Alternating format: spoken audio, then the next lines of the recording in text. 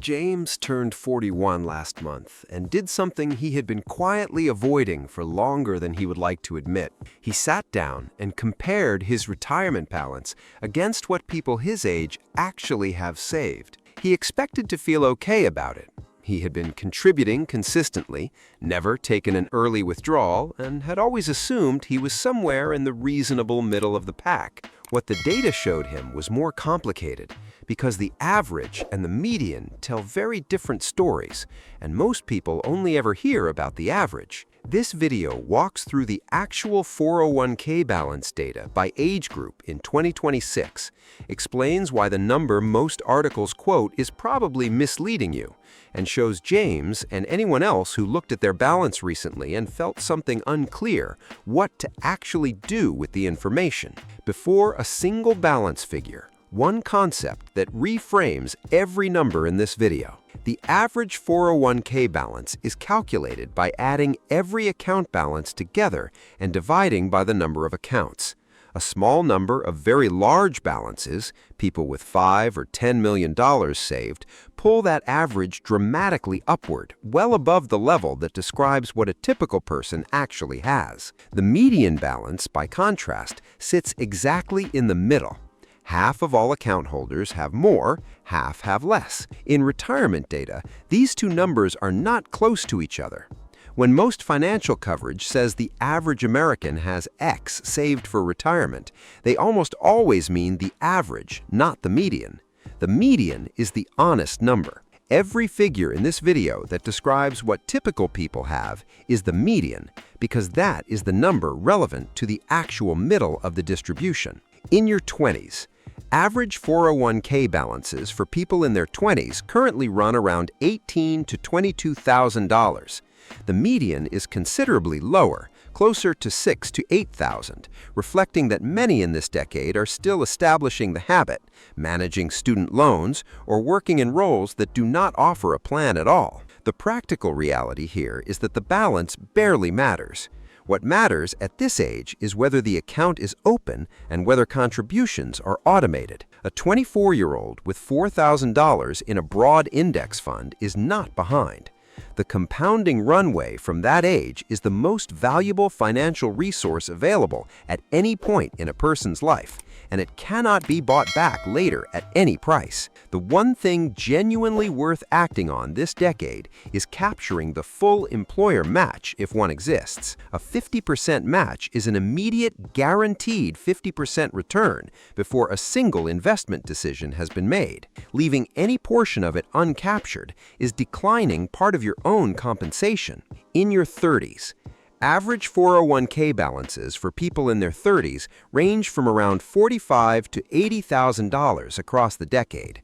Median balances are again substantially lower, roughly $12,000 to $27,000 depending on the specific age. Fidelity's benchmark, widely used by financial planners, suggests having 1 times your annual salary saved by 30 and 2 times by 35. On median earnings for this age group, that translates to roughly $55,000 to $70,000 by the mid-30s. The typical account holder is well below those targets, primarily from 3 causes: starting later than ideal, taking early withdrawals at some point, and contribution rates that did not keep pace with income growth. This is the decade where catching up is still genuinely easy. Someone who starts contributing meaningfully at 32 has 33 years of compounding available. Someone who waits until 42 has 23. That 10-year gap at typical contribution levels and market returns commonly represents $300,000 to $400,000 in ending balance, not from better investment choices, just from time.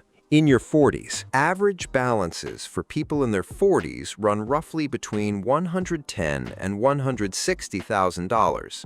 Medians sit in the $40,000 to $60,000 range. Fidelity's benchmark calls for 3 times salary by 40 and 4 times by 45. For a median earner in this decade, that represents somewhere between $165,000 and $220,000. The majority of people in their 40s are carrying a gap between where they are and where those targets would place them. This is where James found himself. His balance at 41 was $114,000, roughly in line with the average for his age group, meaningfully below the benchmark. Both of those facts were true simultaneously, and both told him something useful.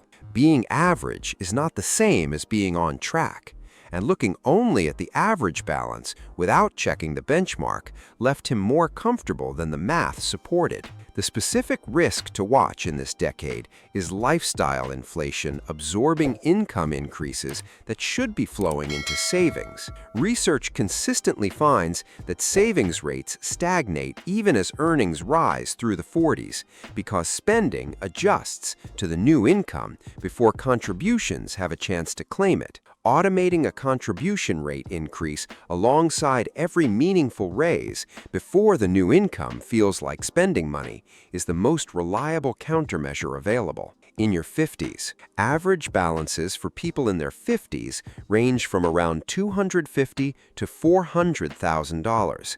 Medians sit between $90,000 and $140,000.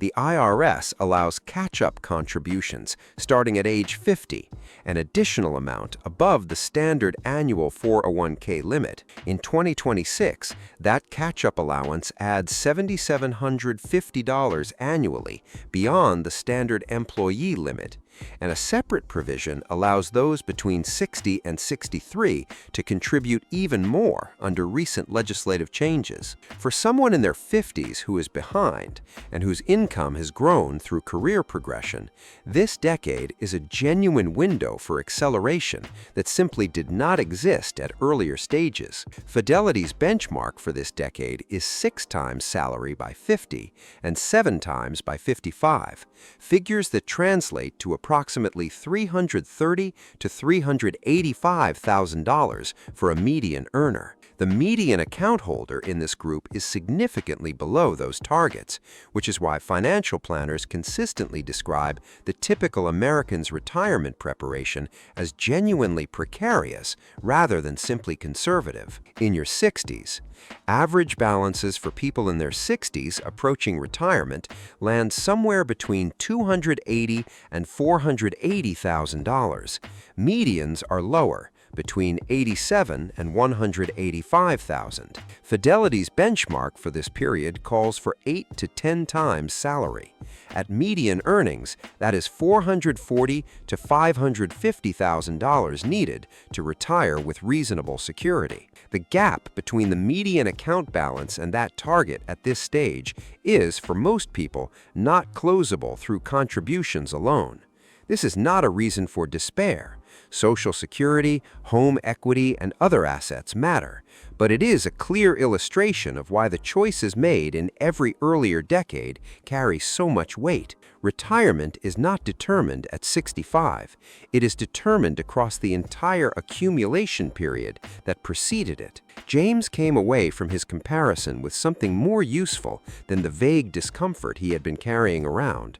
He had a clear picture for the first time, not of how he felt about his savings, but of where he actually stood relative to both his peers and the benchmark he needed to hit. He was behind the Fidelity target. He was roughly in line with the typical account holder his age. Both were true, and both pointed in the same direction. He increased his contribution rate by 4% immediately, directing the additional amount to his 401k before his spending pattern could adjust.